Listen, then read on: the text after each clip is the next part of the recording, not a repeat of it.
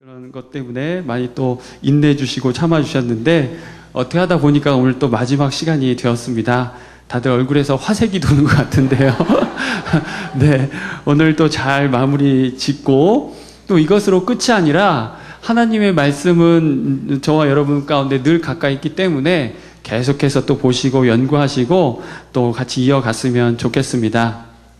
예, 오늘은 딱 한 장 준비했는데 뭐 그래봤자 사실 준비한 건 반장입니다. 그 뒷장만 이제 우리가 보게 될 내용이고 앞장은 사실은 우리가 계속 반복해 왔던 내용이기 때문에 오늘 다시 한번 마지막으로 확인하시고 이러한 구조로 이러한 지금 패턴으로 되어 있구나 확인하시면 좋겠고요. 오늘은 이야기로 좀 풀어야 될 내용이 있기 때문에 이렇게만 좀 준비를 했습니다. 빨리 끝날 것 같은 기대감이 물씬 풍겨오지만 이야기가 어떻게 또 진행이 되느냐에 따라서 또 달라질 수 있으니까 한번 기대 살짝만 해주시고요. 한번 출발해 보도록 하겠습니다. 지난 시간까지 이제 우리가 포로 이제 이스라엘 북이스라엘과 남유다가 멸망을 하고 그 다음에 백성들이 뭐 아수르로 바벨론으로 포로로 사로잡혀간 후에 거기서 이제 생활 그리고 그것도 이제 포로 생활 끝나고 귀환하는 그 모습까지 한번 보았습니다. 오늘은 그 역사 속에서 그러면 이 선지자들이 어떤 시대에 어떻게 메시지를 증거하며 활동을 했는지 오늘은 이 한 시간 안에 그 선지서, 그러니까 예언서라고도 불리는데요. 그거에 대한 내용을 짧게 이렇게 또 정리해 보도록 하겠습니다. 아시겠지만 개론적인 내용을 제가 이제 뒷면에다 실어 놓았고요. 구체적인 어떤 강론들, 그 강론들은 이 개론을 참고하셔서 이제 우리 성도님들께서 그것들을 하나씩 이제 보시고 넘어가시면 되겠습니다. 오늘 시작하기 전에 먼저 함께 나눌 내용은 메시아 나라입니다. 메시아 나라. 하나님께서 통치하시는, 사실 하나님께서는 이제 예수님이 오신 그때부터 하나님의 나라가 이제 뭐 시작된 게 아니라 이미 처음부터 하나님의 나라는 이미 시작이 되어 왔습니다. 그러나 그 가운데 사람들이 이제 자기가 한번 이루어 보려고 그것들을 해보다가 이제 또 실패를 경험하고 그런 과정 속에서 다시 하나님의 나라가 세워지는 과정들, 그런 모습들을 볼 수가 있는데요. 오늘은 메시아 나라 특징이 있습니다. 메시아 나라의 특징이 4가지로 한번 요약을 해볼 수 있는데 그 특징이라고 한다면 첫 번째가 평화이고요. 두 번째가 공의, 세 번째가 보편성, 마지막이 영원성입니다. 그러니까 평화, 메시아 나라 딱 이제 앞으로 하나님의 나라, 뭐 이제 하나님의 나라가 실현됐습니다. 뭐 예고되었습니다. 이런 이야기를 들을 때 이제 딱 기억하실 그런 내용들이 있는데 그게 뭐냐면 첫 번째 평화, 그 다음에 공의, 그 다음에 보편성. 어느 특정한 뭐 계층만이 아니라 누구에게나 보편성 그리고 영원성. 그게 어느 순간에 딱 단절되고 끝나버린 게 아니라 그 하나님의 나라는 계속되는 그런 이야기들을 또 정리해 가시면 좋겠습니다. 그래서 이 이야기들을 계속 이제 풀어감에 근거가 되는 말씀이 있습니다. 그래서 그 근거가 되는 말씀을 우리가 2구절만 한번 살펴보고요. 내용 쭉 이어가도록 하겠습니다. 이사야, 오늘은 그 선지자들 중에서도 이제 메시아에 대한 내용들을 주로 이야기하고 있는 이사야 선지자. 그분이 또 어떠한 이야기를 말씀을 전하시는지 한번 그 2구절만 찾아보겠습니다. 암송하고 있는 구절이기도 한데요. 이사야 9장 6절. 이사야 9장 6절입니다. 한번 찾아보고 확인해 보도록 하겠습니다. 구약 978면에 있습니다. 이사야 9장 6절. 이사야 9장 6절 말씀입니다.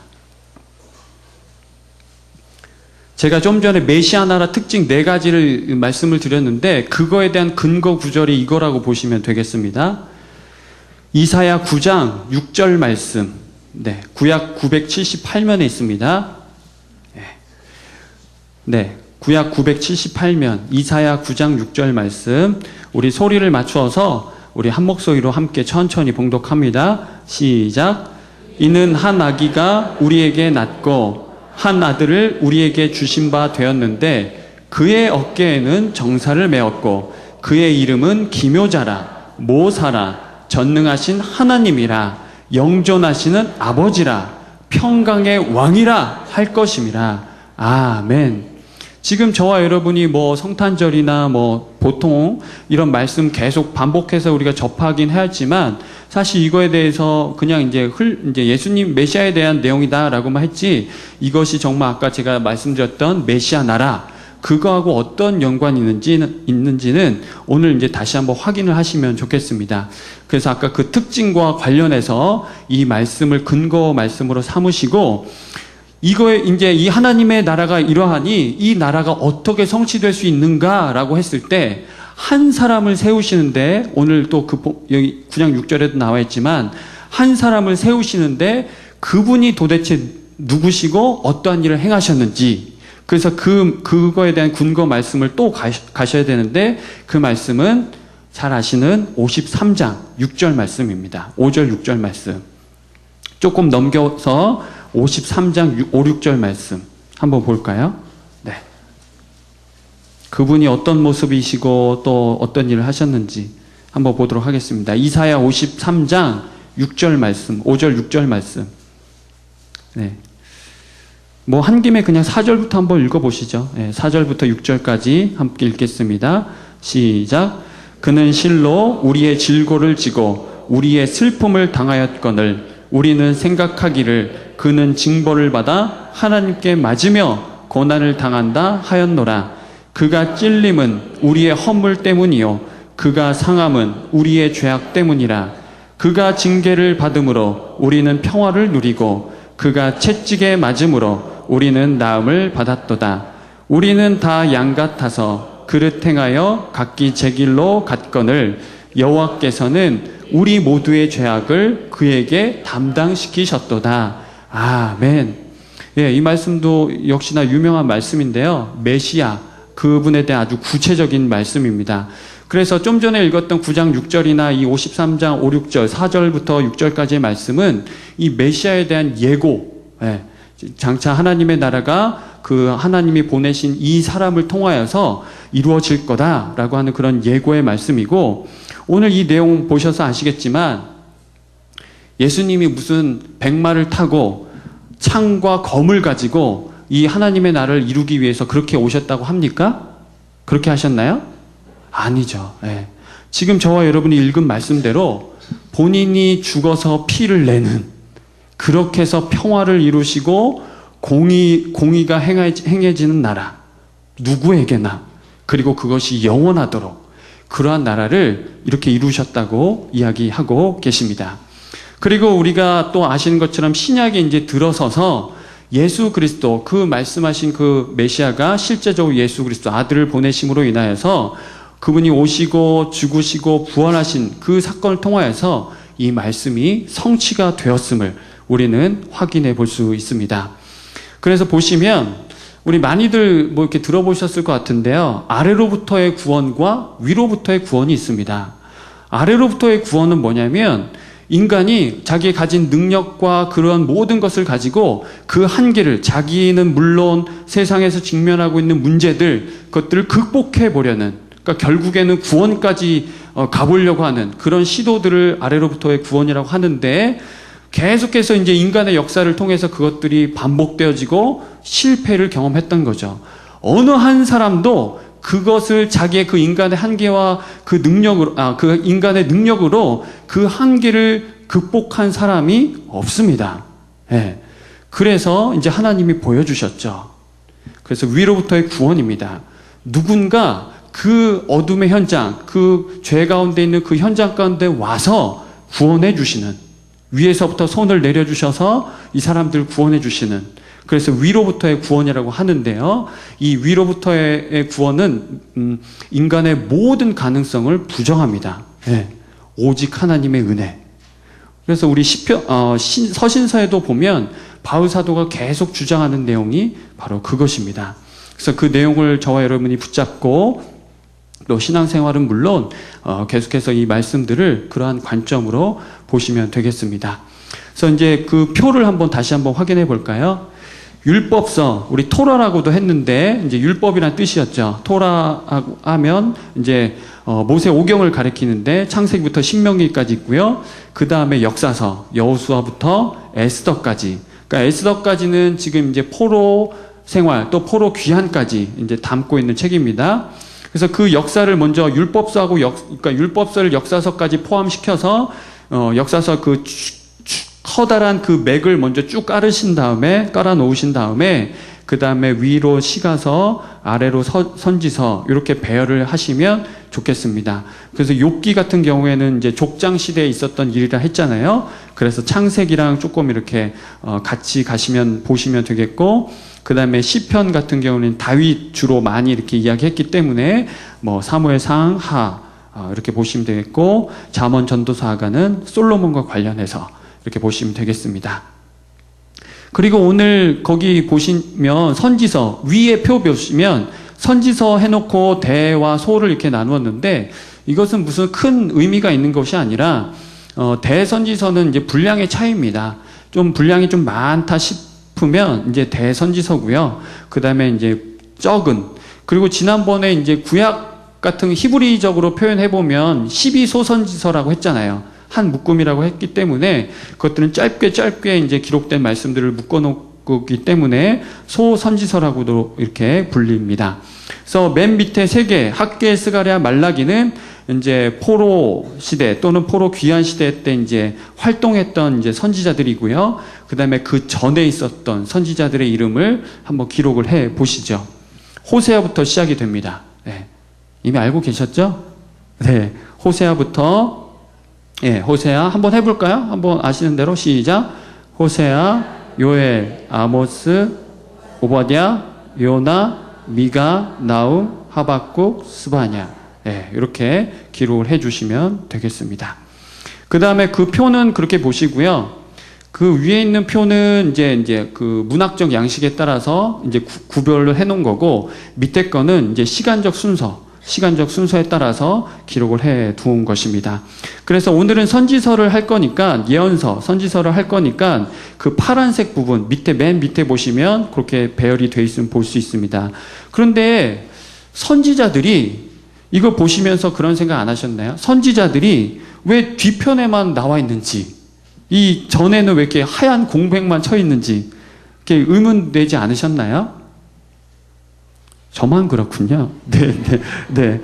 그 전에도 물론 그 활동했던 선지자들이 많이 있습니다.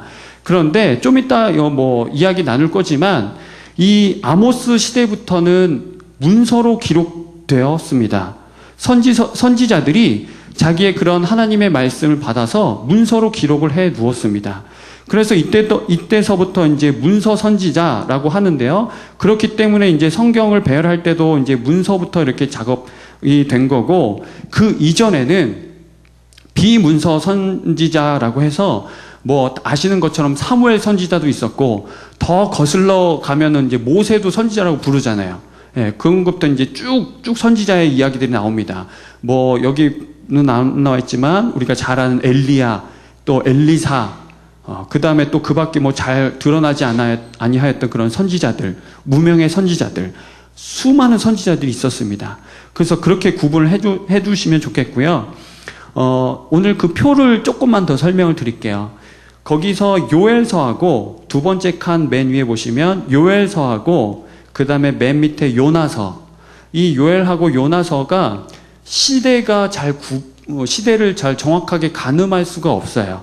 그러나 이제 대략 이제 학자들에 따라서 이 시기쯤 이게 좀 이렇게 배열을 하면 좋겠다 싶어서 이렇게 표로 돼 있는 거고, 사실상 조금 이제 신학적으로 깊이 들어가면 이제 시기를 이제 조금 하기 어려운, 왜냐하면 이 선지자들이 그거에 대해서 명확하게 이렇게 어떤 기록해 놓지 않았기 때문에 그냥 주변의 어떤 그런 정황들을 보고 판단할 수밖에 없기 때문에 그런 어려움들이 있다라는 것만 확인하고 가시면 될 것 같습니다. 그래서 요엘서하고 요나만 그렇고, 나머지는 뭐 어느 왕 시절에 이제 활동을 했는지 그런 것들이 나와 있으니까 그런 부분들을 보시면 되겠습니다. 그래서 그 세 번째 칸까지 예레미야, 스바냐, 하박국, 나움까지가 이제 나라가 멸망하기까지 그런 활동했던 선지자들이고, 그 다음에 바벨론 포로 그 밑에 쭉 보시면 돼요. 에스겔, 다니엘 같은 경우에는 이제 그 이방 땅에 사로잡혀 가가지고 활동했던 선지자들. 이제 뒤에서 할 건데 미리 이제 좀 말씀드릴게요. 그 다음에 이제 포로 귀환 시대 때 학개, 스가랴, 말라기, 이제 이런 선지자들이, 사역자들이 활동한 걸 볼 수 있습니다. 그래서 여러분들도 많이 이제 들으셨겠지만 이사야 선지자 같은 경우에는 메시아에 대한 내용들을 계속해서 언급하고 있고요. 예레미야는 어떤 선지자이죠? 많이 들어보셨죠? 어떤 선지자? 눈물의 선지자. 근데 그 이유를 알아야 됩니다. 왜 눈물의 선지자인지. 왜 그럴까요? 왜 그럴까요? 물론 이제 하나님 앞에서 이제 기도하면서 많이 눈물을 흘렸기도 하지만, 이 나라가 정말 하나님 앞에서 이렇게 돌이키지 않고, 또 예레미야 애가도 보시면 아시잖아요. 나라가 망하는 장면을 이 예레미야 선지자는 지켜봤습니다. 자기 동족이 끌려가는 그 모습을, 바벨론 사람들에게 끌려가는 모습을 지켜본 선지자입니다. 그래서 아주 비통한 눈물을 흘리면서 하나님 앞에 호소하기도 하고 간구하기도 하고, 그렇기 때문에 눈물의 선지자라고 불리고요. 그 다음에 또 한 가지 한번 퀴즈 내볼게요. 호세아는 어떤 선지자일까요? 호세아. 예, 맞습니다. 아시네요. 잘 아시네요. 사랑의 선지자입니다.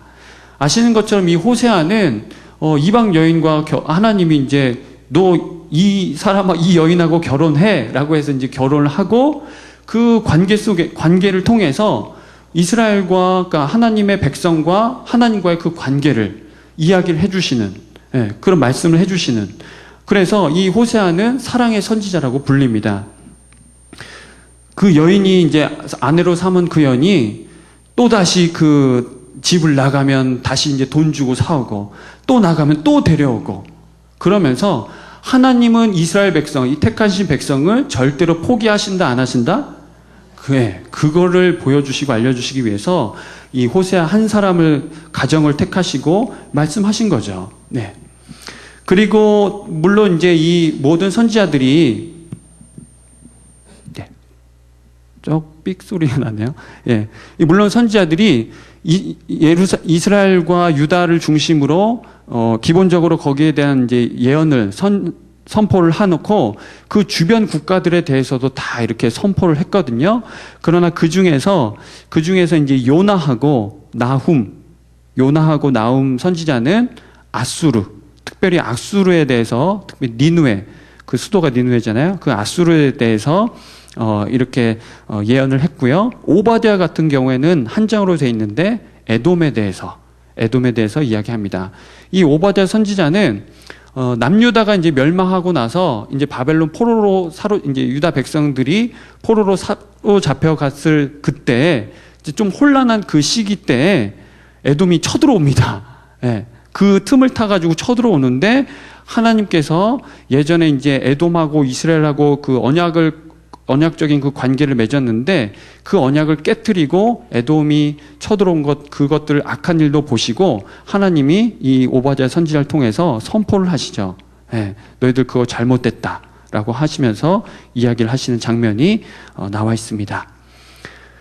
나머지는 좀 이따 또 조금 더 풀 수 있는 대로 한번 나누기로 하고요. 학개하고 스가랴 선지자 같은 경우에는 이제 다시 이스라엘 백성들이 귀환을 해서 성전과 성벽을 건축할 때 이제 하나님의 말씀을 이제 선포를 하시죠. 그 보시면 되겠습니다.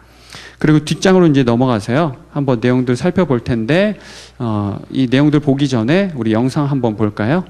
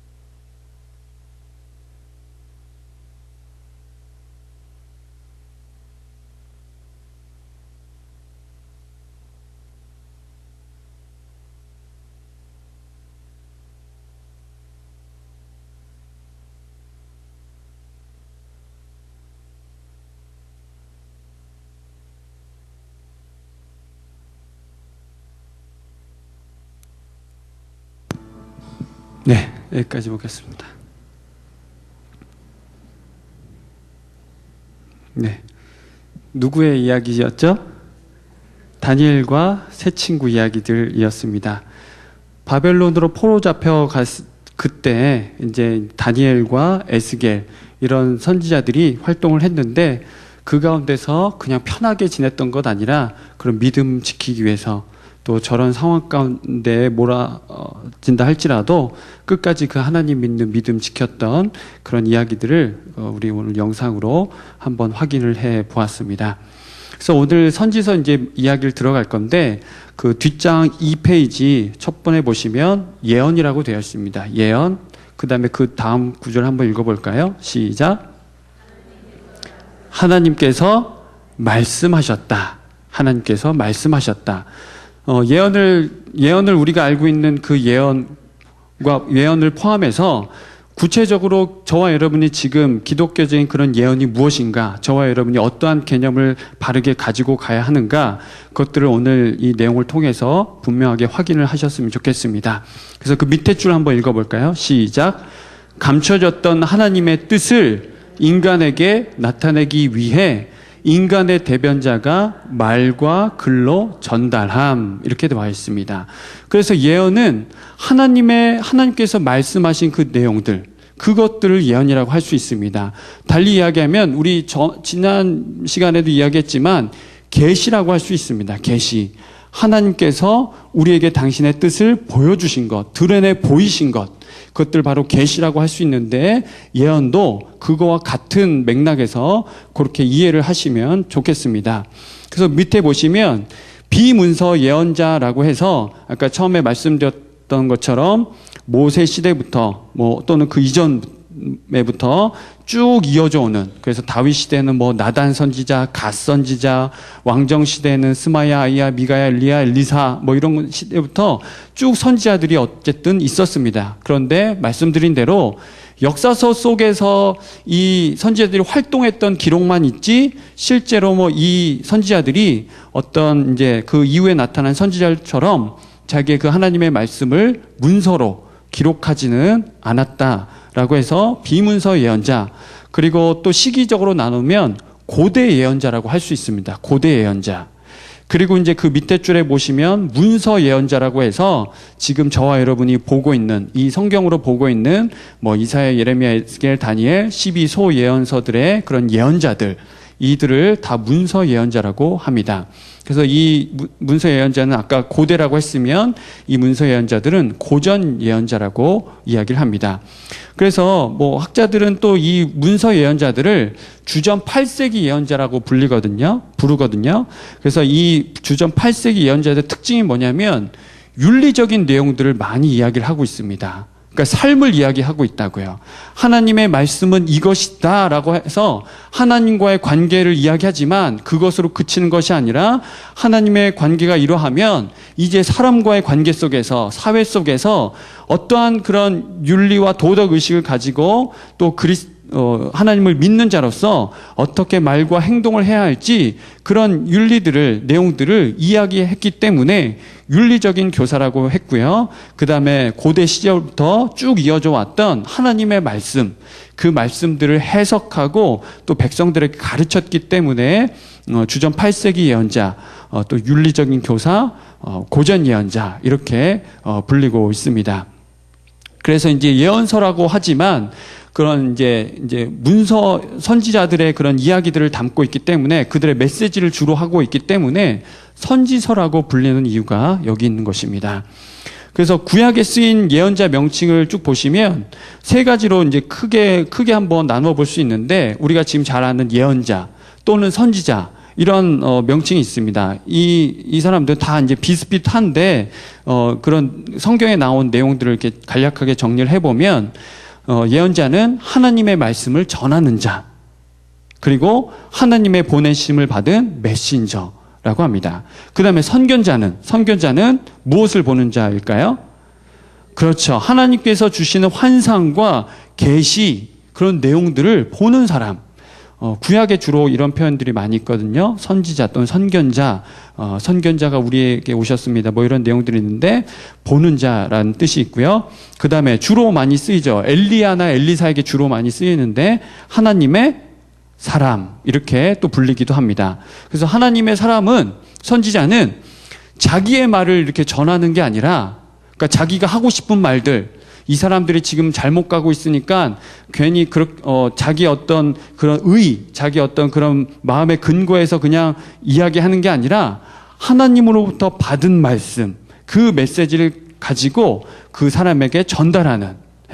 그래서 하나님의 말씀을 전하도록 부름받은 사람이 바로 하나님의 사람이라고 그렇게 정리해 볼 수 있습니다. 그래서 이것도 참고하시면 좋을 것 같은데요. 선지서 또는 이 예언서를 볼 때 이렇게 한번 시도해 보시죠.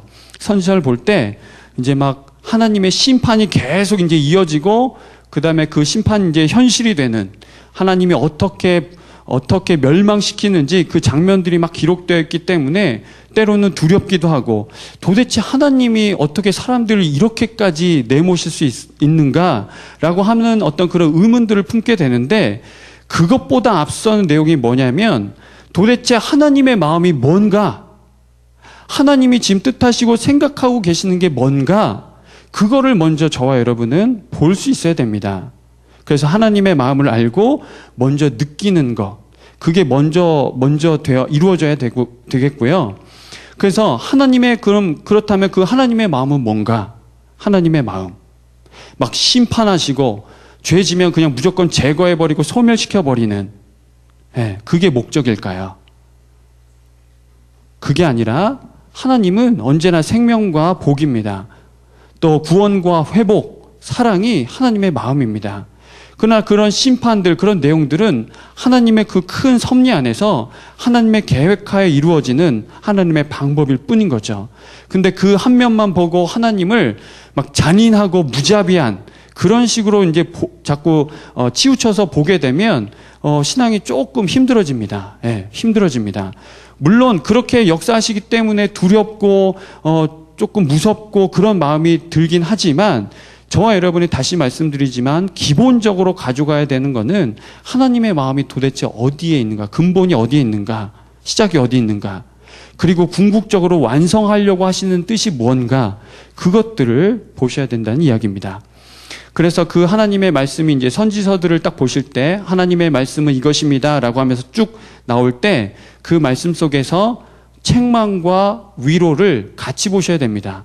그러니까 무조건 너희들 이렇게 했으니까 너희들 다 죽여버릴 거야, 너 심판할 거야 이런 식으로 책망하는 말씀만 들으면 안 됩니다. 그건 치우치는 건 안 좋습니다. 그래서 책망과 위로를 같이 볼 수 있는 눈이 있어야 되고 그렇게 또 보는 훈련을 좀 해야 됩니다. 아멘입니까?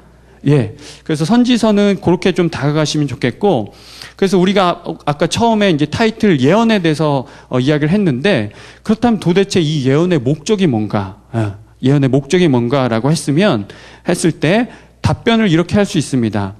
우리는 보통 예언하면은 어떤 미래의 일, 아직 겪어보지 않는 또 경험하지 아니한 그런 앞날의 일들을 이제 미리 알려주고 또 이렇게 보게 하고 뭐 그런 쪽으로만 이제 생각을 하기 쉬운데, 물론 그러한 내용도 담고 있습니다. 물론 담고 있지만 장래 일들을 막 점치는 행위, 무당이나 뭐 점쟁이들이 막 나중에 뭐 어떻게 될 거야 막 이런 식으로 점치는 행위, 이거 아니라는 거죠. 거기 제가 X 표시했죠? 이거 아니라는 겁니다. 그리고 미래에 일어날 일들을 막 예시하고 막 그것에 막 치우쳐서 막 이렇게 몰고 가려고 하는, 그런 게 아니라는 겁니다. 그래서 이 선지서들의, 이 예언서들의 그런 선지자들이 말하는 이 예언의 목적은 그런 게 아니라, 거기 밑에 빨간 글씨부터 한번 읽어볼까요? 시작. 유일하신 하나님과 이스라엘 백성의 관계가 어떻게 이루어져야 하는가. 목적이 어디 있다고요? 미래 일들 보여주는 거?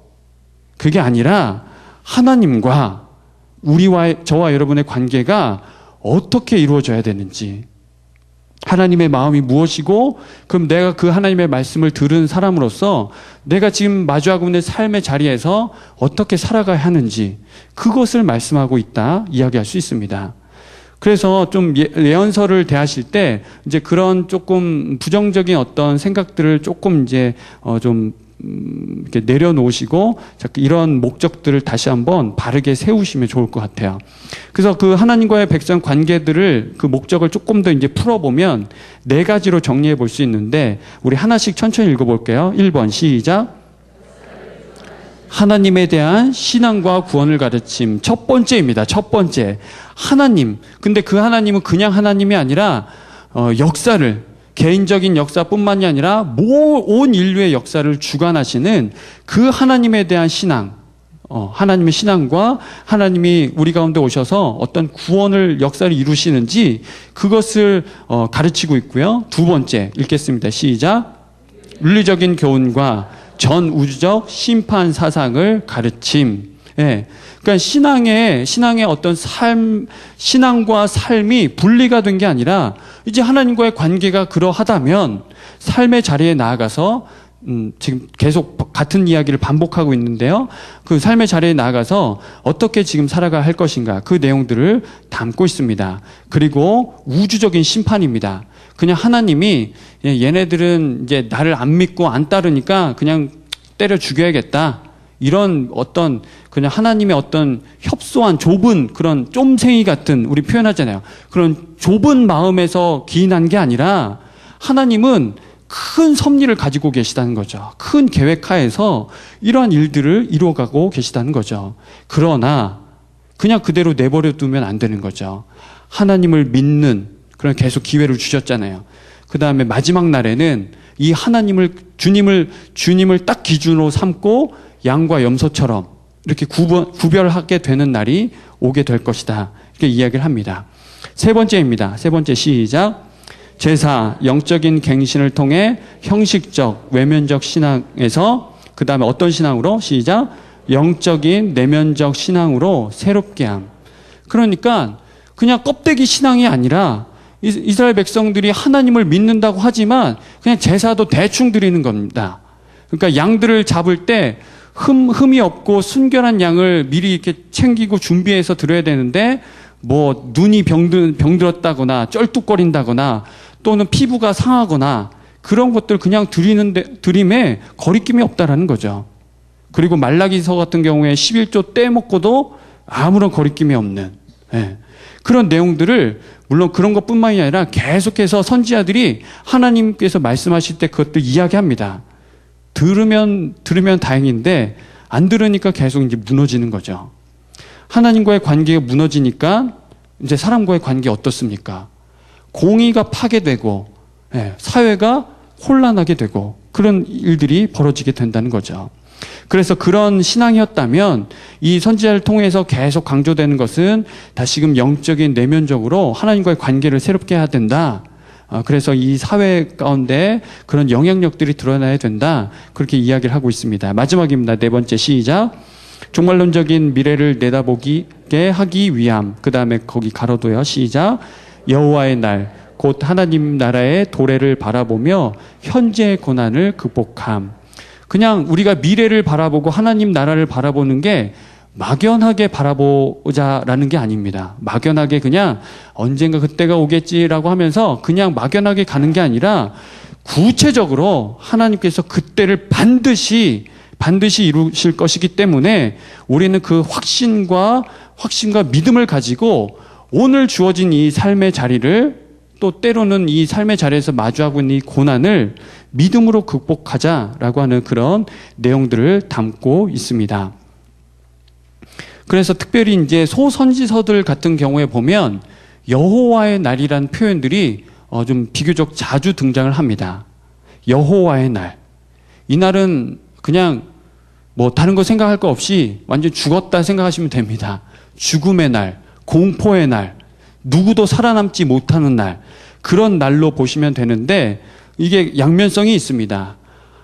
누군가에겐 심판과 두려움의 날이지만 또 누군가에겐 어떠한 날일까요?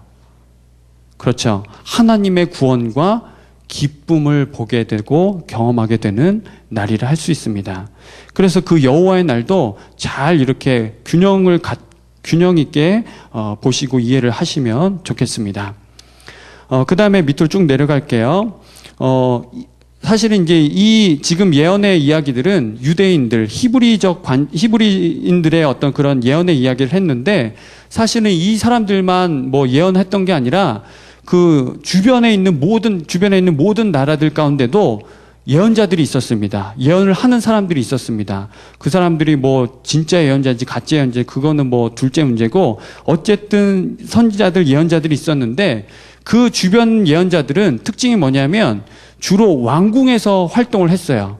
그래서 이 사람들은 어떤 제의적인 예배 때 활동을 하고, 그 다음에 어떤 나라를 정복하러 갈 때 우리가 승리하게 될 것인지 아니면 패하게 될 것인지 점을 치게 하는 그런 기능으로서 예언자들이 활동을 했었습니다.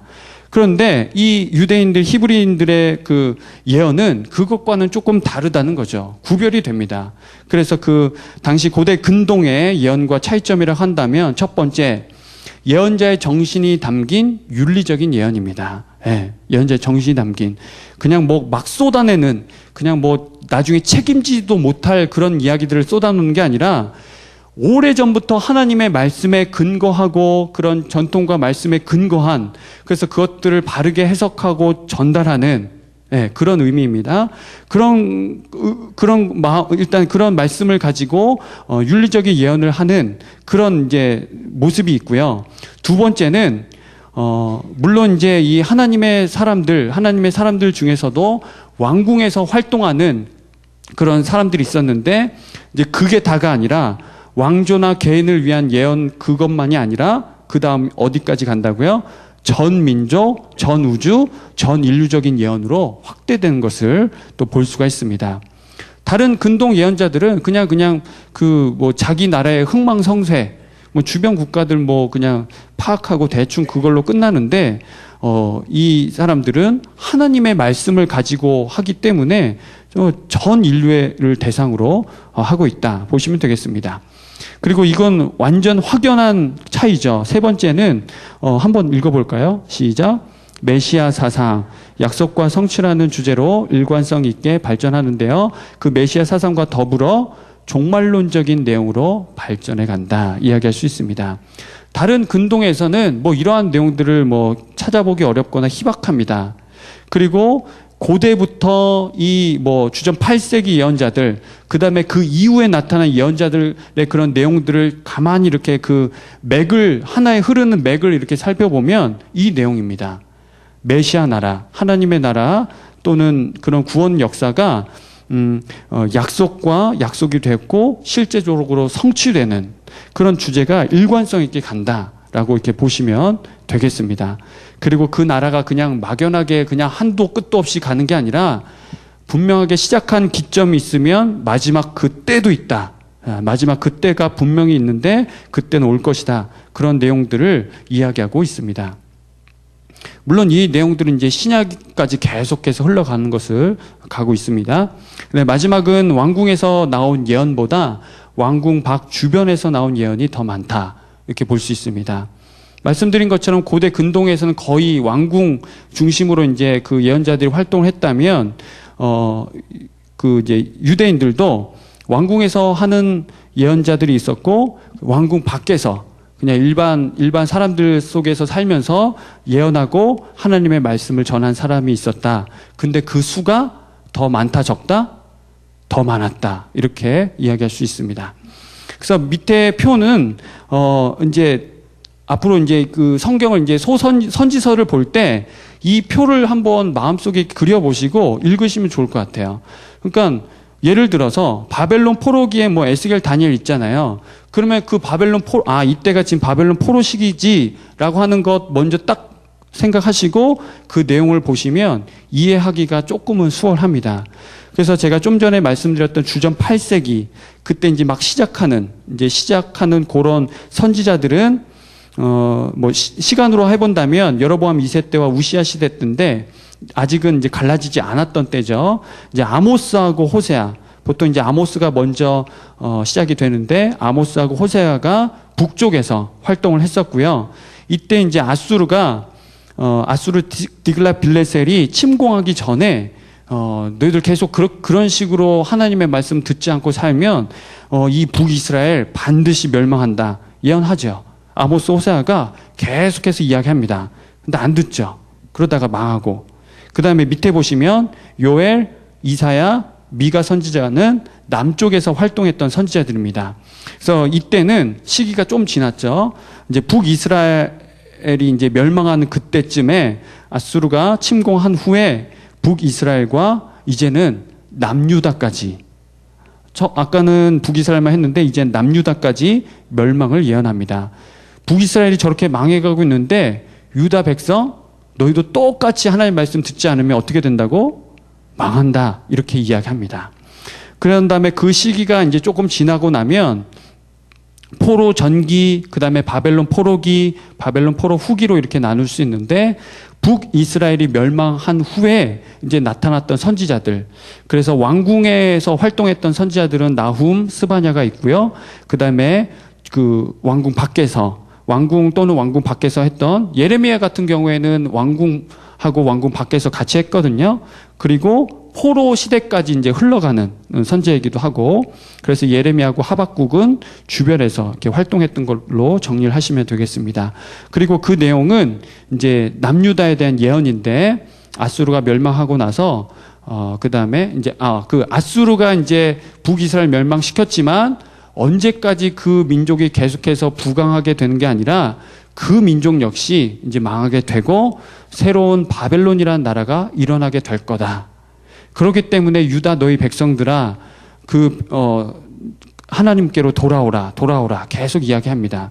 나중에는 바벨론에게 항복해라, 거기까지 이야기합니다. 근데 결국에는 이제 배신자로 취급이 되고, 예레미야가 배신자 취급이 되고 전혀 듣지 않게 되는 거죠. 그 다음에 나라가 멸망하고 나서 이제 바벨론 포로로 사로잡혀 가는데, 가나안 땅에선 이제 보통 이스라엘 전 지역을 이제 크게 이야기할 때 가나안이라고 할 수 있는데, 그 땅에서 이제 오바댜가 아까 말씀드렸던 대로 이제 에돔에 대한 예언을 하고요.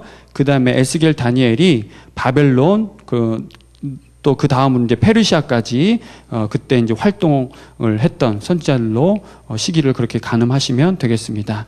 그 다음에 바벨론 포로 귀환할 때 그 후기에는 학개, 스가랴, 말라기 선지자들이 우리가 지금 직면하고 있는 이런 가뭄, 기근, 재앙이 어디서부터 왔는지, 그리고 이것들 가운데 하나님께서 어떻게 구원을 베풀어 주시며 우리가 어떠한 자세로 다시 하나님 앞에 돌아가야 하는지 바른 신앙에 대해서 이제 가르쳐 주고 있고요.